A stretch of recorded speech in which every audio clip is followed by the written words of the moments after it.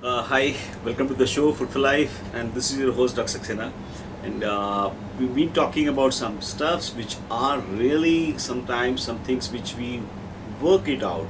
There are some lifestyle disorders which we believe are we are having this because of our style, kind of sedentary lifestyle, and we are getting into a lot of physical inactivity and all that. At the same time, I would like to tell you this non-communicable diseases, which are a kind of order these days, like everyone is getting into this non-communicable diseases with no fault of theirs.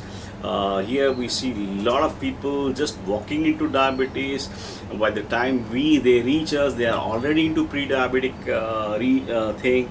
And when we start working on them one to one, it makes us wonder what is this happening. We see people coming at the age of something like 20s, other side of the 20s, walking with a lot of fatty liver, pre-diabetes. They have got some cholesterol abnormalities and all that. So I used to believe this is something like diabetes and all that was a lifestyle disorder. Yes, this is a lifestyle disorder, but the kind of occurrence which is happening so early in the life, for that we need to wait. We need to start thinking, how do we change, how do we renew, how do we rejuvenate ourselves, and otherwise we as a kind of thing we harden. I would like to talk about something like chronic medical disorders, something like this degenerative diseases is my focus. See, normally most of the diseases fall on four categories. The first three are, in the sense, usually they are genetic, there is a infectious disease, and this is a trauma-induced problems. So, all these three, first three particular thing, has only like see, genetic disorders, you have got infectious disease and the trauma is one chunk. The other part is this degenerative diseases, and I can always tell you 90% of the healthcare is spent on extraordinary care in this last 2 or 3 years of life, person's life. I can always tell you it's a more than 50% of the healthcare budget is spent on dealing with the degenerative diseases and of aging now. I can always, when we start working on this, we would like to tell you this is the degeneration, which is it's hardening of the things. I can tell something like, to begin with, I will talk about something like hardening of the arteries. As we age, our arteries are getting stiffer. Today is the number one health hazard is arteriosclerosis, or simply put across, hardening of the vessels. What this hardening of vessels does is causes heart attacks, strokes, peripheral vascular diseases, usually in the legs, which leads to more misery and suffering than any other disease in the known today. It impacts your cerebral vascular system, it impacts your cardiovascular system, and it impacts your peripheral vascular thing. We need to work on why this hardening is happening at first place. What is this happening? When we talk about a cell membrane which has got a normal membrane, you have got a lipid layer, you have got a things. The normal membrane is a, now when we look into a disease membrane, we do see in that lipid layer there is a lot of peroxidation. That means a lot of free radical formation. The membrane damage subsequently gets is the organelle damage, and later on there is a cell damage and the disease. So it starts from the membrane damage first. membrane damage leads to problem with the mitochondria or something, then it leads to the cell damage, whole cell damages, and that is the onset of the disease. So we have to work it out basic at the cell membrane level first. Uh, all that before, I just want to know, I would just want to share with you what are the, there has been a word of, everyone knows this is a fat which is causing all this cholesterol issues and all that. Um, I wonder what our ancestors ate. When they used to have high fat diet. Despite of that, our grandparents had little arteriosclerosis. Even though their diets were known to have something like high cholesterol foods such as egg, butter, some good non-veg kind of stuffs and all that, um, they had a, I think they had a probably an organic thing, and luckily they never had this kind of hydrogenated oils. They never had something like this grain foods, which most of the time what grain food was there before was home ground. It was made on the home ground, and that was not processed. They never had this trans fats. They never had this refined processed foods and all that. Maybe that is the thing which I believe. Apart from that, there are some other reasons also, trying to look at what are the kind of chemicals which have been percolated across. It's not just the chemicals I'm talking. It starts with a lot of pollution, air, food, water. Everything is slightly polluted, and we are into a midst of. In India, we see this developing atherosclerosis, the cholesterol deposition on the vessels. It is starting at earlier ages, and that's the reason we need. Most of us, we started talking about how to decrease the cholesterol in the diet. Um, I think I'll maybe I will try to give you a scenario. It will be a food for thought for you. You pick up a person who you know best, who comes close to fitting the following description: male, near 50s, hardworking, has some awareness of health issue. He is not smoking, or he has quit smoking, tries to watch his diet very carefully, was obsessed with cholesterol and all that, exercise as often as he can, and makes a regular kind of thing, do some yoga, even take some few vitamins also. Have you imagined anybody in mind which your close circle? You'll have a person who is around 50s and all that, very active, and trying to be very cautious about the health and all. So, what I want you to imagine is this man, out of a blue, he suddenly develops a crushing pain in the chest, breaks into a cold sweat. He immediately gets to his doctor, who whisks him off to the hospital, where the blood tests and all that and electrocardiogram confirm that he has a heart attack. Or as we put across, it is something like acute myocardial infarction. Fortunately, his vitals are stable, and he stay in the ICU for 3-4 days, and the next few days in the hospital room passes off uneventfully. Then the cardiologist, the doctor, treating doctor, insists on getting an angiogram. Angiogram is a process where you put across a guide wire into your artery, you go into the coronaries, go near the heart, and try to visualize what is happening with the coronary vasculature, coronary arteries. Wow, what is the kind of blocks which are there, and so fine. He agrees for that with slightly some Everyone has that kind of, when we are taken up for a procedure, people try to get slightly nervous and all that. But more or less he went for the angiogram, and once he had some issues with the heart rate and all that, but everything went so well. Then the doctor who performed the angiography comes back and talks to him, telling him that your heart is healing well, and we, as the angiogram revealed a 80% block in the most important artery, which is the left anterior descending artery. And that corroboration, and most of the cardiologists will agree for that this LED people, the problem with the LED 80% should have a bypass surgery.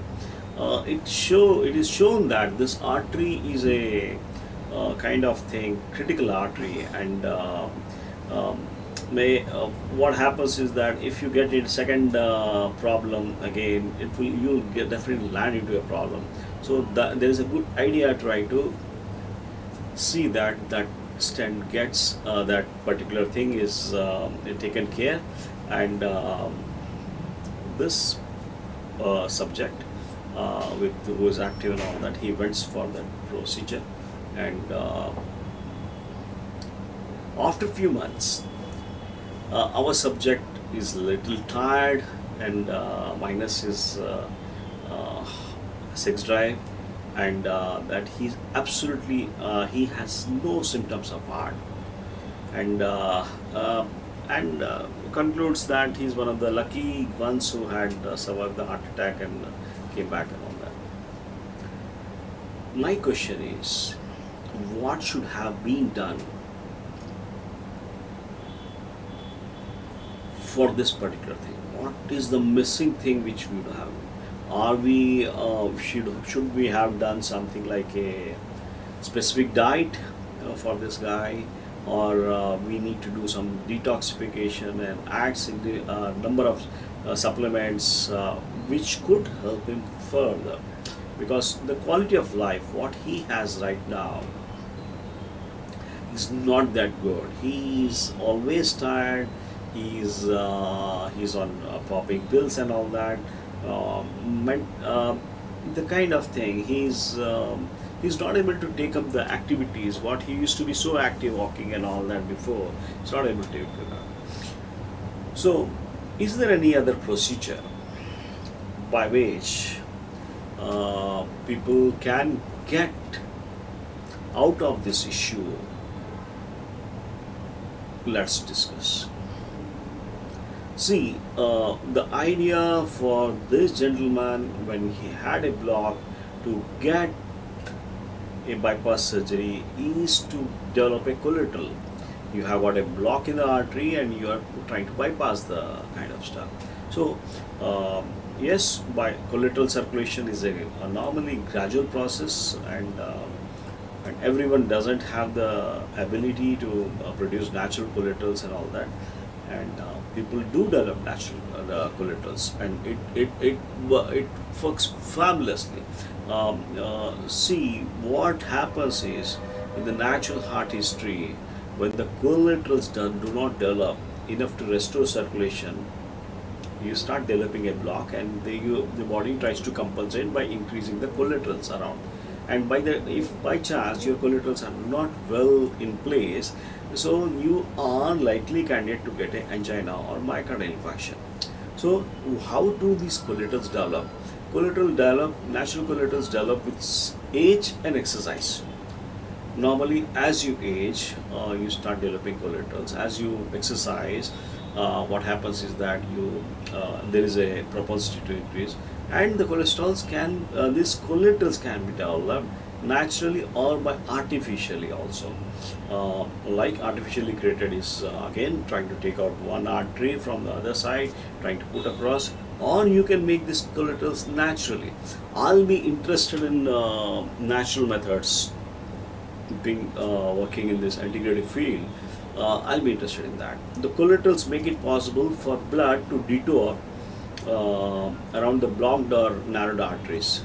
However, the development of this collateral circulation is a gradual process, and not everyone has the natural ability to develop these networks at a rate that will relieve the angina.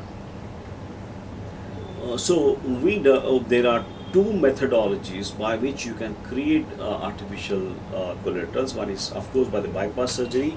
There is one more thing called gene therapy. Many people are working on that particular stuff, stem cell therapy and all that. The other thing what we do is called enhanced EECP, is a methodology for developing these collaterals naturally. What you need is that this is basically an outpatient procedure, and with that we are trying to use the kind of it's a simple exercise, and we are trying to work on the kind of pressure dynamics, and we change that kind of stuff. By that this vasoendothelial growth factors, there are something like nitric oxide, everything starts picking up, and you start developing collaterals. This is the thing which I thought let me put across. And going back to that subject, and trying to tell this is only the risk factors, because what he was doing was he was trying to we tell the risk factors for cardiac problems, and these blocks are usually diet, exercise, smoking, cholesterol, high blood pressure, diabetes, obesity. Remember, this particular person who he was always he was careful in this diet, he was exercising, he was not smoker, and he was keeping his cholesterol to a normal thing, and he was not a hypertensive also. So, but what is the other things which probably we are missing here? Or the other things probably which are missing is the environmental factors, and I want people to understand this. There is a thing called air pollution, a thing called hardness in the water. There is a thing called mercury, arsenic, and lead, which is known to affect heart. By it can see all these things. I'm talking about metals, I'm talking about air pollutants, I'm talking about other synthetic chemicals and all. The mineral content of drinking water, I mean to say soft water. The more soft you take the water, or see, it all depends on the magnesium content of the water, and the heavy metals. So the harder the water, it's an issue. So all these things can affect the heart by altering the heart rate or rhythm. They may have some atrial fibrillation or something like that. Contractility is the heart has got a ejection fraction of 60% is normal. It tries to get depressed and all that. The other thing is excitability of heart muscle. What is this excitability of heart muscle? Is again it's a kind of it affects all these metals, affect that particular stuff, resulting in that AF and all that what I was telling. So all these things are creating and accelerating the atherosclerosis. This is the thing. I would like to briefly talk about something on how this arsenic is causing a problem. Arsenic is there in ubiquitous in the environment here. What are the sources of arsenic and all that I can always cover in some other thing.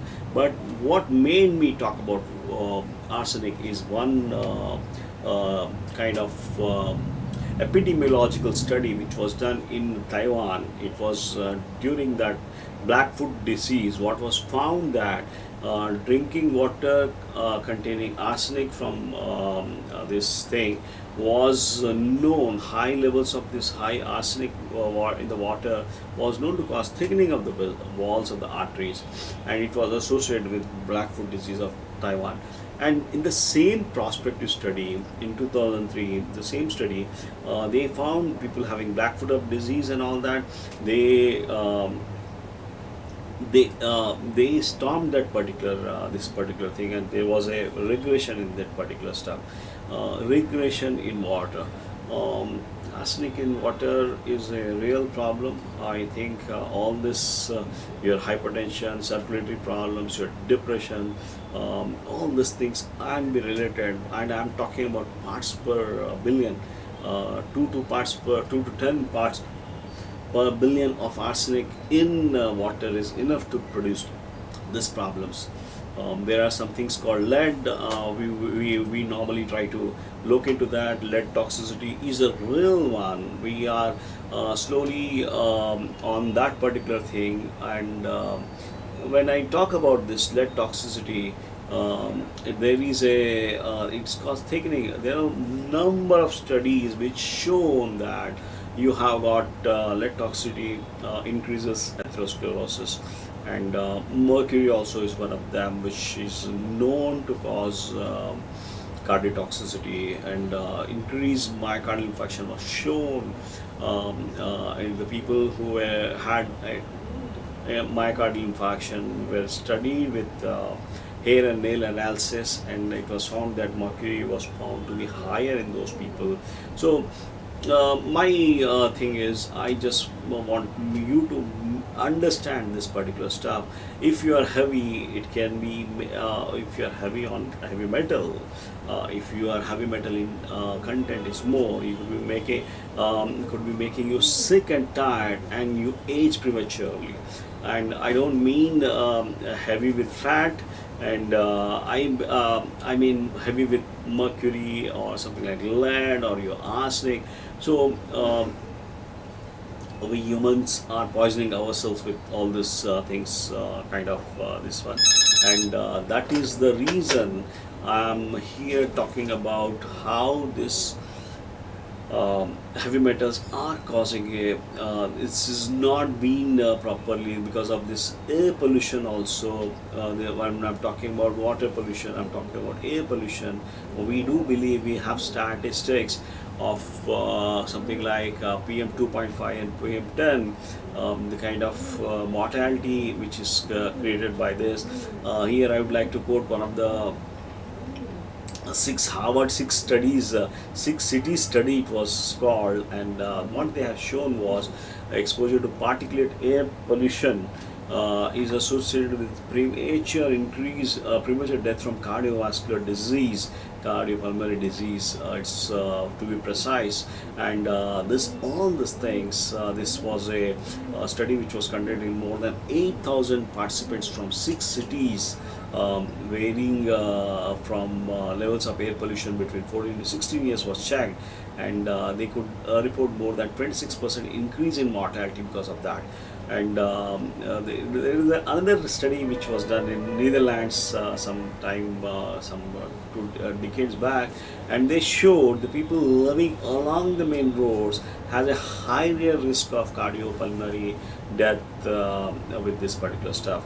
And I can go on and on, but I can always tell you there are some things which has to be taken with a kind of this one.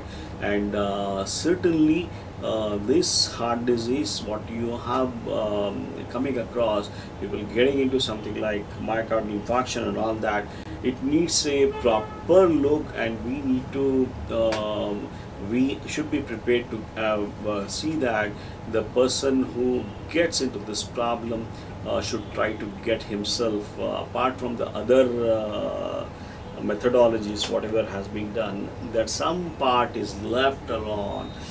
In spite of doing a bypass surgery, our subject didn't improve to that extent.